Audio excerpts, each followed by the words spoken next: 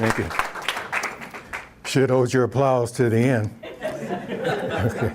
Now, as everyone that showed up here before, there's always a PowerPoint presentation to show you the pictures of what we did, some of the things we were active in. Well, today I got home about 4 o'clock to scan the pictures. 6 o'clock, I still couldn't get a picture to scan. So now I'm mad. Okay, so I said, I'm just going to bundle these papers up and wing it like this. And the picture I was trying to take was still sitting on the desk. So I didn't have any paper in there. So that's why I was getting blanks. It's like, boy, this is about dumb. And I got a degree in computer science. So I mean, if you ever felt stupid, it's like, oh man, I'm taking pictures of the what do you call that thing that they pull up to scan? So sorry, you're just going to have to listen to me. Okay, as I mentioned, I joined the Army in 1968. I didn't join because I was a patriot. I joined to get out of the house. Okay. I got tired of my mother and father telling me when to come home. So I decided I'll fix them. I'm going to join the Army. Lord, when I got to Fort Knox, first thing I said, Ray, that was a bad move. Everybody yelling at you. I mean, that was back in the 60s when they could fuss, cuss, get in your face. Anyone that had a stripe was in my face, and I couldn't hit out any of them. So it's like, well, this is a dumb move. So after a couple of weeks in basic training, a friend of mine said, tomorrow they need volunteers. And you don't volunteer for anything in the Army. You're already screwed up. So he said they want garbage drivers. So Ray pops up his hands and volunteers. It was to drive the Jeep, the 5/4 ton, and the deuce and a half. That was the garbage drivers. So I drove them while everybody else was out walking up and down.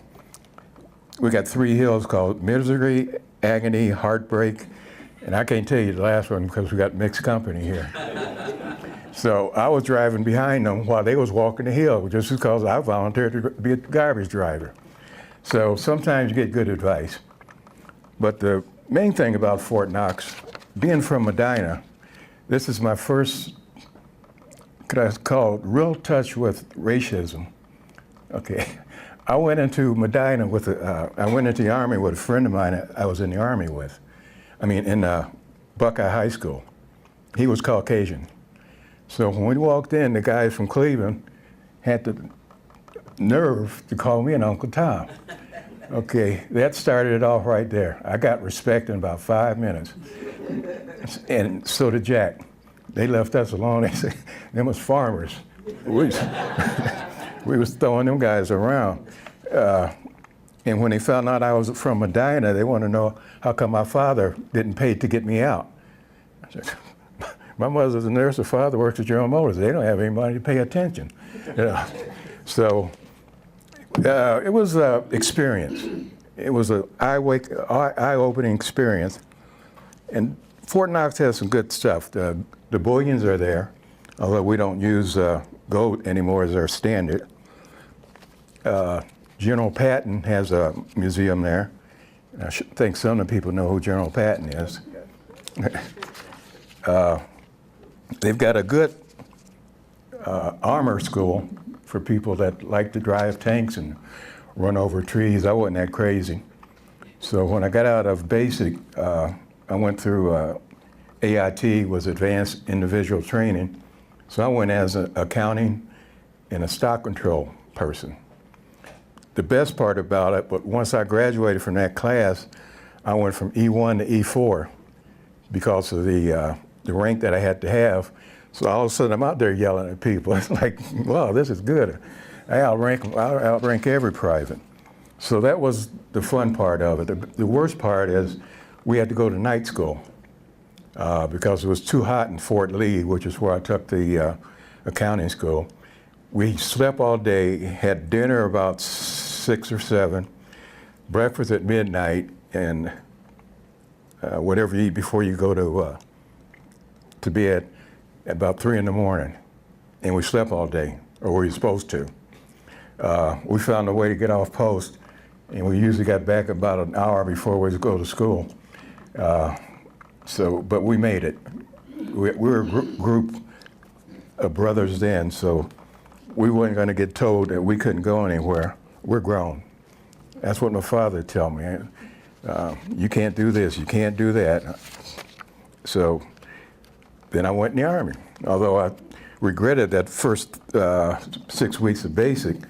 Well, after that, after Fort Lee, which is a quartermaster, I learned to be a dispatcher for any motor pool. So I had to learn the parts of every vehicle that was in the motor pool.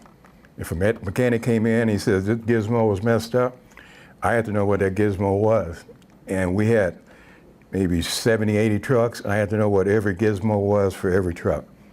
So they taxed my brain, and I didn't like it.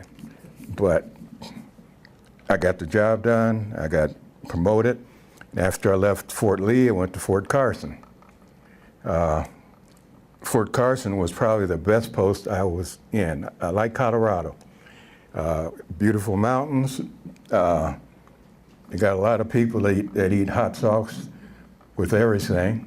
So I was over their house more than anybody else's. But I was in artillery. My brain goes sometime too. So I learned how to drive tanks, other vehicles, because sometimes I had to pull it in. But I couldn't drive unless the vehicle was on my driver's license. Who typed out the driver's license? The dispatcher. Okay. So I went through and just typed everything in. I wasn't even qualified, but I said, I'm qualified to type. So when I got called driving, it's like, I'm good to go. That's like, yeah. So I had fun driving those tanks, running over stuff, mostly trees. I didn't run over any cars. But that was fun. And like I said, that's probably the only state that I would go back to out of all the states I was stationed in, because it was beautiful then. I don't like the snow, but it's the only post that gives everybody 2 snow jackets because it's cold. I got 2, but I never used it because they don't need a dispatcher out in the field. So I said, well, I finally made a good move. Okay. So I didn't get cold, so I went to Pueblo and got back before they missed me. But Fort Carson was probably one of the best posts. It was the most update, because the other one was wooden barracks. There was a fire hazard. Somebody dropped a cigarette on the floor, the thing could go up in blazes. Our ashtray was a coffee can nailed to a 2x4. And then after a while, I guess they made people stop smoking inside because it was dangerous. And it's like, I hope one of them idiots out there don't want to catch a fire. So after Fort Carson, I got orders to go to Vietnam. Now, we didn't go as a unit then, we went individual. So on the way to Vietnam, them idiots showed the Green Beret with John Wayne. That wasn't the movie I wanted to see. It's like, let me out of here. No. But in reality, if that movie was as easy as it was, I wouldn't mind being beside John Wayne, because that was not the way it was. That was Hollywood's way of looking at it, not the real side way of looking at it. So when I got to Tay Ninh, went through Hawaii, which is good. Now I've seen Hawaii. My wife one day wants to see it again, but I already seen it, so. Okay. So after Hawaii, we flew to Guam, and this is one thing I didn't know. My father was in combat engineers in World War II, but he never talked about it. And I found out he was one of the ones that built that airport that I landed on my way to Vietnam. And he didn't tell me this till I got back, because he never talked about the war. His talking was mainly out of a 40-ounce bottle of gin, whatever. So he he kept it quiet because he didn't say much, but when he did say something, you know, what the Bible says, spoil the rod, or spare the rod, spoil the kid. None of us were spoiled, okay? we were due some spoiling, okay? So then when I got to Long Bend, I'm scared as heck. They send me to a company, sit on bleachers, and I'm like, where's my rifle? You know, I'm sitting over here all alone. So one guy came through and he said, they'll probably be through in a minute. You want to go get a beer? So I said, yeah, it's 100 degrees out here. So before I got my rifle, I'm in the EM club drinking beer, which is a good way to start off a war. And after they gave us a rifle, they sent me to a place called Tay Ninh, which is about a mile from Cambodia. And anybody knows World War or Vietnam War, Cambodia was not a good place to be. Whereas Long Bend, where I landed, would get a rocket a month. That's Viet Cong just send a rifle over. We would get 50 to 75 a night. So it's a place where you slept underground, and when you're above ground, get up in the tower. So at least you have a chance because you got a 50 caliber up there. So we were at right on the edge of Cambodia, crushing rocks one day since I was in combat engineers. And Special Forces had the top of the mountain, Viet Cong had the middle, and we had the bottom. So every now and then we would just have a little shootout. They would shoot at us. We had to call to shoot in. I didn't call in because the radio was too far away, so I just started shooting. And a friend of mine was there, Robert Green. He was there one day with his artillery unit. They found me in the middle of nowhere because he said there's a guy named Ray from Medina lives over there because they knew he was from Medina. So he pulls in his tank, and I said, Robert Jr., what about lighting that mountain up? They tore it up. Viet Cong never shot at us again for the next 6 months because they knew we could come back. So that was some of the things when I got to Tay Ninh, they put me in a motor pool. I was a dispatcher. It's like, cool. It's safe, except at night when Charlie decided to throw rockets in and blew up half our trucks. So we got new trucks in one night, or one day, and we had a 10-ton, which is a semi. We wanted to go to the PX, but we didn't have any vehicles. It was all below the smithereens. So I hooked the 10-ton up to a flatbed, told everybody, get on here, let's go. Then I typed 10-ton on my driver's license after that, too. So we went to the PX. They all dangling on the side. We stayed there, got a little bit loaded again. Most of them just barely was clinging on when we got back, and I was just barely driving. So I backed it in, unhooked it. The motor sergeant came over, he said, you can drive that? It's like, yeah, I can drive that. He said, you're driving it tomorrow. We'll get us another dispatcher. And I said, oh boy, Ray, there you go again. Another dumb move.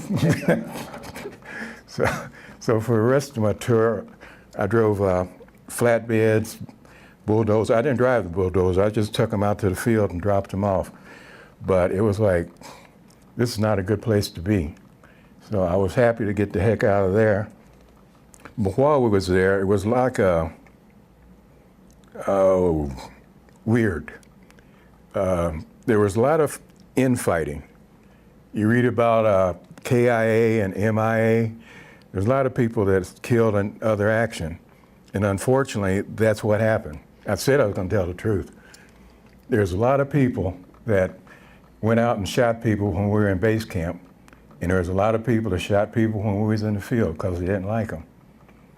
And that's sad that the government more or less covered it up. But that's what happened. They'll get mad. I mean, you got a rifle, and you see a guy from Ohio, and you're from Georgia, and you don't like this guy from Ohio just because you're from Georgia, shoot him. Nobody's going to say anything. And then he's got his gold star for all his buddies. Say, yeah, I got me one tonight. And it gets scary sometimes. And sometimes I get scary. I got post-traumatic stress, so I might look normal, but my wife would tell you that ain't working. With post-traumatic stress, you get nightmares. It's hard to maintain relationships. I got 3 ex-wives and a couple of girlfriends, I can tell you that. But I've been married to my wife for 20 years, so that's about 20 times. That's the longest relationship in life. So I'll get mad and just say goodbye, and I didn't care. My daughter stayed with me, and when I played a song like "Easy on Sunday Morning," she knows somebody's gonna get fired. I couldn't put up with any stuff because I was raising my daughter. I didn't want anybody to get on my nerve, which is part of post-traumatic stress. And a lot of it had to do with abuse. I mean, I was nuts, but I worked 9 to 5, so I kept my job. But at 5 o'clock, I went out until midnight, and then I had to go home, or when I had to pick up my daughter. Sometimes it didn't last till midnight, but I was out there, and I admit it. Vietnam was an ugly thing, and I see some of the guys that come back from Afghanistan and Iran, and they're going through the same thing. So I go to PSD courses in Akron some days and just sit there and talk to them. Let them know what's going to happen. It's not going to be, what do you call that? Easy? Yeah, rosy. Thank you. So y'all forget stuff. It's not going to be rosy, but you got to deal with it. And if you let it go, it's going to kill you. And I'm not dead yet, but I probably should have been a few times. But I had to fight my way out of it. I had to keep working, keep a proper attitude, because that's part of it, because I don't know why my finger's dry. But if you let it beat you, you're gonna get in trouble. Okay, now back to Tay Ninh. Like I said, I was in combat engineers, but we had artillery, helicopters, everything else in our base camp, which is only a mile long by a half mile wide. So you shoot 50 or 75 rockets, there's nowhere to run and nowhere to hide. Just wait till it's done and figure out where you're at. And we had some big battles over there. Our unit won a special citation from the government for what we did for them. Although I didn't feel I did anything special, but I stayed awake. And I came back. That was my job. I wanted to get back quick. And they offered me 6 months, and they would have let me out because I spent a year in the States, a year in Vietnam, and I still had another year to do in the States. But I got hurt over there, and I couldn't run, stand, jump, or march. So I told them, just let me out. Well, actually, if you can't see it, but I got a brace on both knees, about 2 feet long, to keep me standing. Because if not, I would wobble. This is the big test because I haven't stood up for this long, but that's what happened. It was a freak accident, but it was an accident. And I'm getting disability for it now, even though it's, 50 years later? Darn. Yeah, getting to be. I've been pulling. I'd rather get to be than not get to be, but it seems like some days it's a blur, and some days it's right up front and personal. You might hear a pop, and you go crazy. I've jumped out of bed a couple of times because it was, when you hear incoming, the first reflex is hit the ground, which is what I did, but I forgot I was on the roof. So I hit that ground good. It was, and my sister and brother-in-law tell you, when they popped the champagne cork back when I got back, I hit the ground.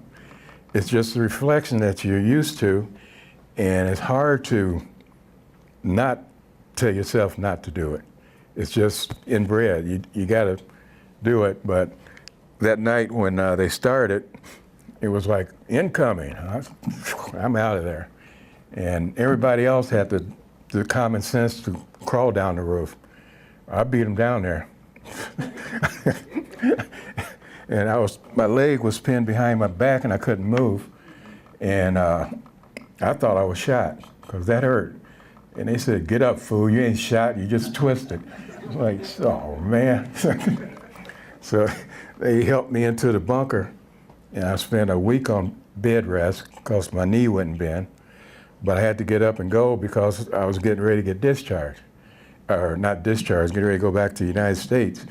And I wasn't going to stay there 1 second longer than I had to. It's like, if I got to hobble out of here on crutches, I'm gone. I didn't care. So, but like I said, the Viet Cong was testy, very testy. And when they were, like I said, when we were around the middle of the mountain, they would shoot rockets from there because we were only a mile away. And we couldn't do anything in base camp because I don't know if our M16s would have shot that far, but we had our troops at the bottom, so we couldn't shoot. But we could see what they were doing. It's like an ugly war, just like these IEDs in Afghanistan. Might look like an innocent box, then all of a sudden it's blowing up tanks. Those are some powerful weapons they have today. I lost a truck with an RPG, but it just blew out the front of the truck, so I just got out and got in the truck behind me. Kept on going. As far as I'm concerned, that truck is still there. And there's another thing that's still there, is my M16, the second one. Okay, I was out in the field one day, saw a cobra. He poked his head up, did his little cobra thing. So I threw my rifle at it and took off the other way. You know, I didn't want to start a war. So I figured if I would start shooting, everybody would start shooting. There would have been people shooting all over the place. So when I ran back to where we camped out, I said, I lost my rifle. He said, "Well, go get it." And it's like, no way. I don't know where that snake is now, but I don't care. So it cost me $120 to get another rifle. I thought they were just giving me a free one. So I learned something that day, but you know, there was funny moments. Got to see Bob Hope, and I forget who he had with him. He always has some kind of beauty queen with him, but I forget who she was. That's 50 years ago. Heck, I can't even remember half hour, let alone that far back. So we did get some moments of peace, but it was short-lived because as soon as night comes on, here he comes. He was a better night fighter than a day fighter. We dug at our base camp, we dug a big trench around the whole base camp, filled it up with barbed wire, booby traps, what he called claymore mines. He still got in. He ran over our helicopter pad. It's like, and I'm sitting up there at the bunker looking at this man from maybe here to those books with that little straw hat on, running with an AK-47, and I just, he's out of there. And you know, that's what my first bad experience was. But either him or me. And it's not a good feeling to go around like that. And I'm not happy about the situation over there, but I was happy to get back to Hawaii. As soon as I stepped foot on there, like, hallelujah. Yeah, as long as they don't shoot the plane down. And I don't remember, we flew into either San Francisco or Oakland, or maybe we didn't fly to either one of them. But to this day, I can't not remember flying into California. I remember leaving, but it's just wiped out of my mind for some reason. I don't even know where we landed, but I know I got out of there. And I didn't hijack a plane. But I changed clothes halfway to Cleveland because during that time a lot of people didn't like Vietnam veterans. And we get spit at, cussed out, fussed at. So I changed clothes on the plane so I get up look like a normal person.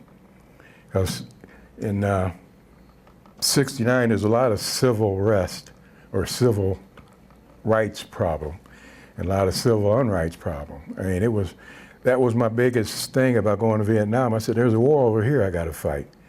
They're fighting in Detroit, they're fighting in Philly, they're fighting in Cleveland, they're fighting in Cincinnati, and they're going to send me to Vietnam. Okay, that didn't sit good. So that's one of the reasons why I said, I'm coming back.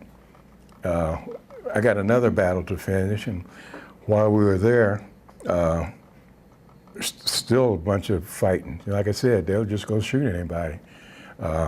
So it wasn't a cakewalk, but it was an experience that stays with you day after day. I'm sure the World War II and the Korean guys feel the same way, but they just overlooked them.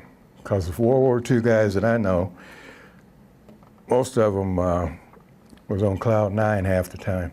They worked, they did their job, and then it was party time. So they probably had it worse than we did because nobody recognized it.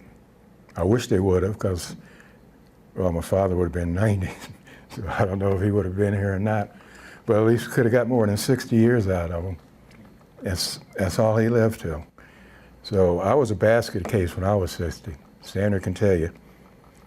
But I made it a decade past that, and sorry, I'm here to stay for a while. But let me see what else we had here. Oh, I have pictures of trucks I drove. If I ever get, invited back again, I'll get this PowerPoint done. It only takes about, a half hour, but it takes me longer than that to figure out what I'm doing wrong. It's like blank pages, blank pages. What the heck am I doing wrong? It's, okay, just take one of these, stick it in there, and it'll copy. It doesn't take a Rhodes Scholar to figure it out, but I'm not a Rhodes Scholar, so I couldn't figure it out. But if anybody has any questions, suggestions, I'm open. Everybody have it? Yep. Of the long list of vehicles that your driver's license said you knew how to drive, Yeah. how many do you suppose you really knew how to drive? 3 of them. The rest of them I just typed in. The Jeep, the 4-quarter, and the deuce and a half is the only one I was trained to drive. Yes. You said you were over there for a year. Was that the standard amount of time? Right. A year? Yeah, you can stay longer, but I didn't see any reason to stay long. Some guys went for 2 years. It was just in their blood to destroy. Was there like more pay if you did stay? No, you just get, it's just a feeling. That's where they were, they felt more comfortable in war. Okay, I felt more comfortable with traffic lights and shopping centers, stuff like that. But they just went loony, and some of them was loony. Like, well, I'm not gonna say like Rambo, because Rambo's a farce. Yeah, nobody, who's gonna shoot a grenade from inside a helicopter? That thing, it would have had a hole blowed in the back of it and the front of it. So some of that stuff was fake, but they just couldn't get that infantry mentality out of them. And some people didn't do anything, so just stayed another tour. But some guys just went Lulu, and they were, yeah. Describe your best day and your worst day in Vietnam. The best day was when I left. My worst day was when I got there.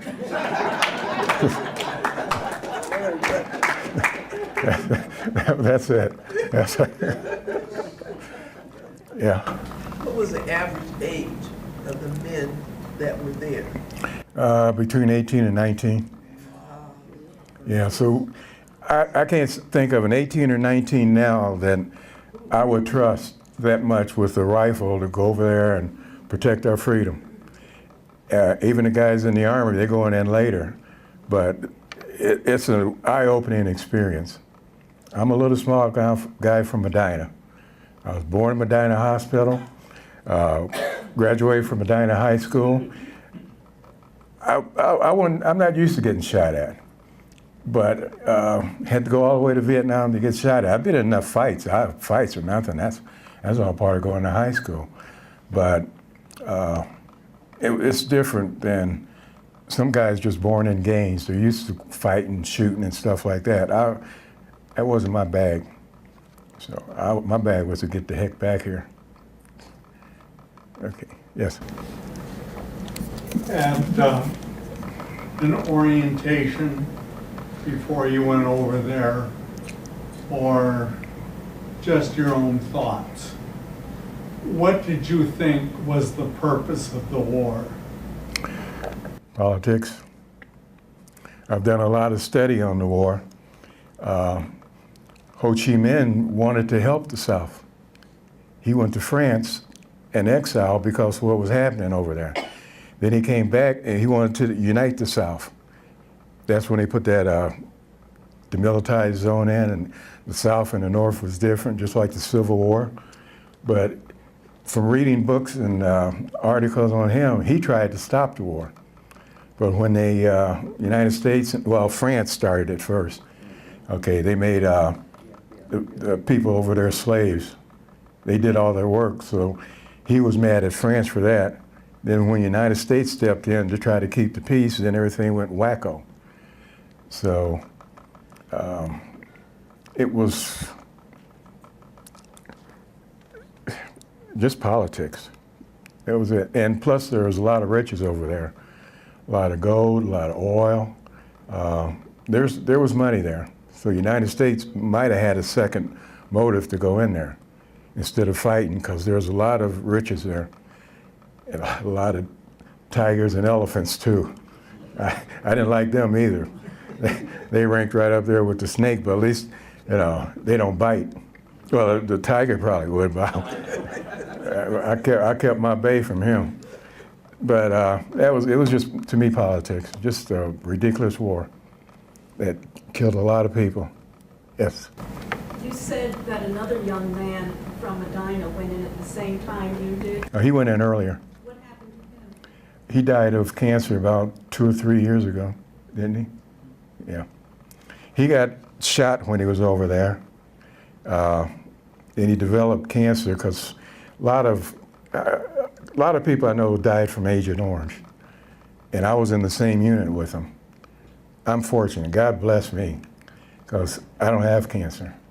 I don't test positive for it because they can test, but God bless me. And why they got it, I don't know, but those are my buddies. Ray, I think she's talking about the buddy from Medina. the Caucasian. Oh, him?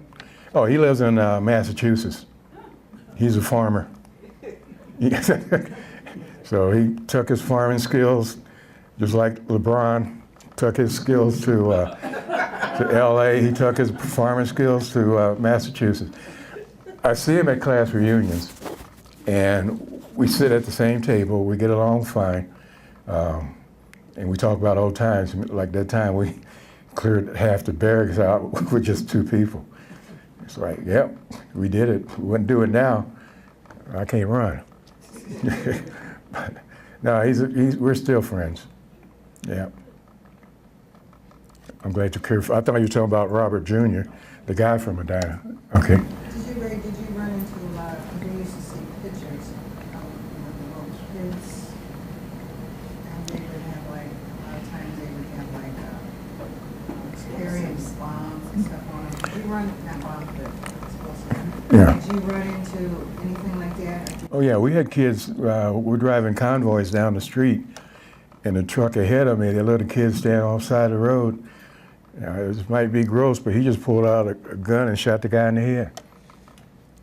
The driver had to keep on going, and then we fired that little kid up. So he was Swiss cheese, but you don't have any choice. You don't know who to trust, okay? You don't know who to trust in any war, but they could be your friend during the day and get caught inside your wire at night. Or they could, when you're in base camp, we would hire people to wash our clothes and stuff like that, because we didn't have time for that. At nighttime, no telling what they did. Yes. You work with or encounter any South Korean or South Vietnamese soldiers? Yes. What were they like? The good ones were okay. The ones that were funny, I didn't know. We fought with Filipinos, not fight against each other.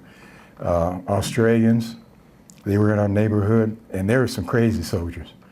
I mean, this is like, they'll ask the Viet Cong a question. If he didn't answer, they just ram his head in the tree.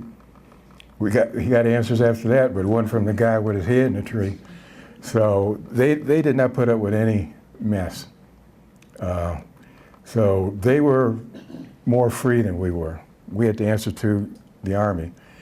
They didn't answer to anyone. Filipinos are good soldiers. They tough. Like I said, and Australians were tough. They're good.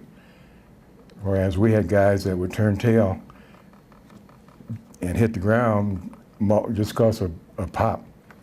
So, you know, we had fun with the foreign guys. Didn't fight any North Vietnam. We didn't fight with them. Yes. Do you have a lot of racial problems over there, black and white, Oh yeah. between your own soldiers? Or? Yeah. Oh yeah. That's when I was talking about they would go out and shoot somebody. Okay, it was either a black guy going out and shooting a white guy, or a white guy going out shooting a black guy, and that was more than necessary. That's, you know, some of the guys from the South thought they were still wearing hoods, so they wanted things done their way, and they wanted to act like we were slaves. It's like, you don't tell me what to do. Where are you from? I'm from Ohio. You know, I don't know what planet or century they felt they were, but I didn't put up with it. And they didn't like it. And I didn't like them trying to tell me what to do. Yeah, so I've learned to protect my rights during the years I was here. I mean, like I said, I was born here. I put up with mess from everybody.